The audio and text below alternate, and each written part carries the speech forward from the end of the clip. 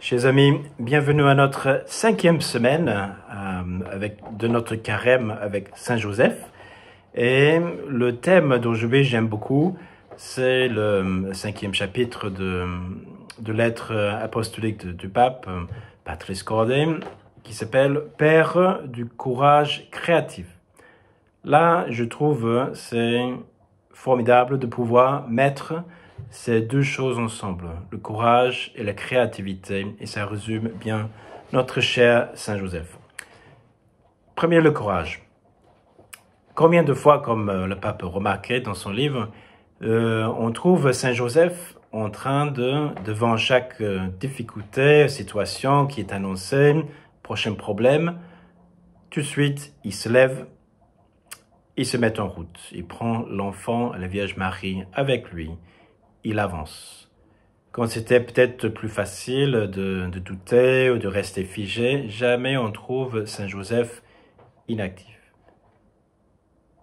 Il fallait du courage quand même pour persévérer dans le chemin qu'il avait accueilli, ce qu'on a vu la semaine dernière avec le Père Thibault, le Père qui accueille. Parce que, en fait, il y a une multitude de problèmes qui commencent à découler de son choix, d'avoir ouvert son cœur à la plan de Dieu, à la Vierge Marie, à cet enfant qui croit que soit le Fils de Dieu, qui n'est pas de preuve autre que la parole de la Vierge Marie et ceux qui ressentent dans son cœur la présence de Dieu dans sa conscience. Mais jamais on trouve Saint Joseph dans la lamentation, en train de pleurer les difficultés du chemin qui est le sien. Le chemin qui est devenu le sien, grâce à ces changements radicaux dans sa vie que la volonté de Dieu lui a confiés. Jamais il remet Dieu en question non plus, en se disant, mais quand même, je suis en train de faire la volonté de Dieu, ça peut être un peu plus facile quand même, pourquoi Dieu me traite ainsi quand je suis sympa avec lui? Tout ça, c'est absent dans le cœur de Joseph. Cette pureté déjà de son cœur, mais aussi ce courage que lui permet de juste avancer et prendre le prochain pas. Qui découle, à mon avis, d'une volonté qui est bien ferme et bien forgée en lui, capable de se remettre debout devant chaque obstacle et de ne pas perdre ni son temps ni son énergie dans les déceptions ou dans les plaintes. Il avance avec beaucoup de courage. D'où vient-il ce courage? Moi, je dirais les trois choses, les trois vertus théologales présentes en lui. Déjà, la foi. Il sait que Dieu est là. Il ne va jamais lui abandonner. Dieu, c'est bien le rocher de sa vie. Il est sûr de lui. C'est un vrai acte de foi qu'il fait en permanence. L'espérance. Il ne voit pas, il peut se dire, je ne vois pas la solution finale, je ne sais pas exactement comment ça va dérouler tout cela. Je vois juste le prochain pas. Mais je sais, ça c'est l'espérance, qui me montrera ce qu'il doit faire par la suite. Je sais que Dieu progressivement va éclairer mon chemin. Ça me permet d'avancer, entreprendre aujourd'hui sans avoir la réponse à toutes mes questions. Ça, c'est l'espérance. Et après, c'est l'amour, la charité. Je fais cela, pas pour mon propre bien, c'est pas parce que j'ai envie d'aller en Égypte, apprendre l'égyptien, trouver notre boulot, mais je fais ça par amour. Par amour pour ma femme, pour protéger mon enfant, cet enfant qui m'est confié. Et j'assume toutes mes responsabilités pour eux. Pas parce que c'est facile, mais je veux uniquement qu'ils soient bien. Peu importe ce que me coûte. Et la deuxième partie, c'est cette créativité. Ce qui est très bon en fait, parce que on voit que Dieu lui laisse toute la place pour sa créativité. Il laisse Joseph choisir, agir. Il lui fait confiance. Et ça, c'est quand même, il vaut la peine prendre le temps pour réfléchir là-dessus. Dieu a fait confiance à Saint Joseph et me fait confiance à moi. Il m'a confié aussi son enfant. Il me confie la Vierge Marie. Il me donne tous ses talents. Il me fait confiance que je veux les employer pour le bien. Tout le poids, en fait, de ma liberté, il me laisse le porter. Et tous ces talents, il sait comment je vais faire fructifier. Il sait où je pourrais le faire. Bien sûr, il m'inspire. Il parle aussi dans ma conscience. Mais il me laisse toujours libre. Il ne me contrôle jamais. Et ça, c'est important pour nous, pour comprendre comment Dieu nous aime. Il fait confiance tout le temps. Et s'il nous invite par la suite, aimez-vous les uns les autres comme je vous ai aimé, là, il y a des conséquences.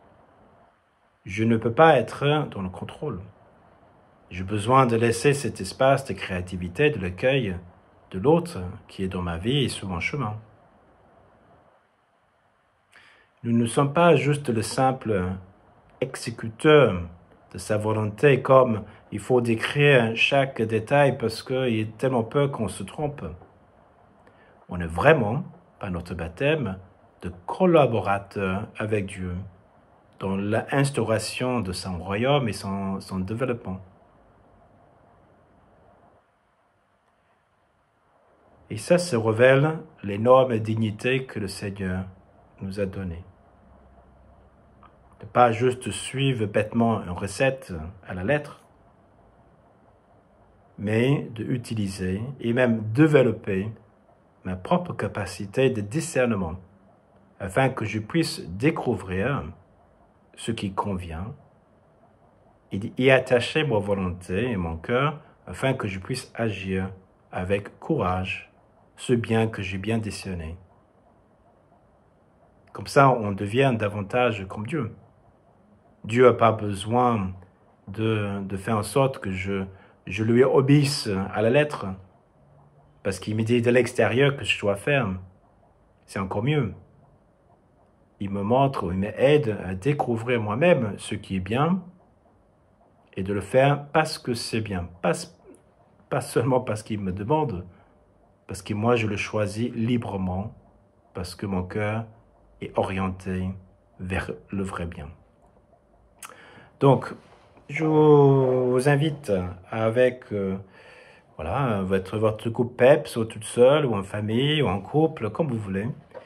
3 petites questions pour poursuivre vos réflexions. Le premier, c'est à propos de notre discernement. Quels sont les critères que j'utilise habituellement quand j'essaie de discerner ce qui convient à faire? Il y a plusieurs manières de le faire, mais c'est bien d'identifier qu'est-ce qui prime chaque fois dans mes choix. Peut-être j'ai un fort désir de faire plaisir aux autres, mais parfois au prix de ce que je sais que Dieu attend de moi. Et pas peur, je vais choisir ce qui va convenir aux autres, mais pas forcément, ce n'est pas forcément le plus grand bien. Donc, quels sont les critères que j'utilise habituellement pour choisir?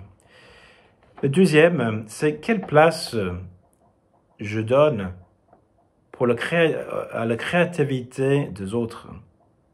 Autrement dit, est-ce que je suis capable de rester ouvert à leur créativité ou accueillir leur façon de faire? En gros, est-ce que je suis dans le contrôle? Et qu'est-ce que je peux apprendre de Dieu, la Vierge Marie et de Saint Joseph? Comment me détacher de ce désir de tout contrôler et tout savoir à l'avance avant de pouvoir avancer? Donc, quelle place je donne à la créativité des autres? Et quelle place peut-être aussi je donne ma propre créativité? Est-ce que je suis capable de me faire confiance et confiance que Dieu me donne? Est-ce que je suis capable de l'honorer aussi? Et le troisième, si vous voulez, le courage.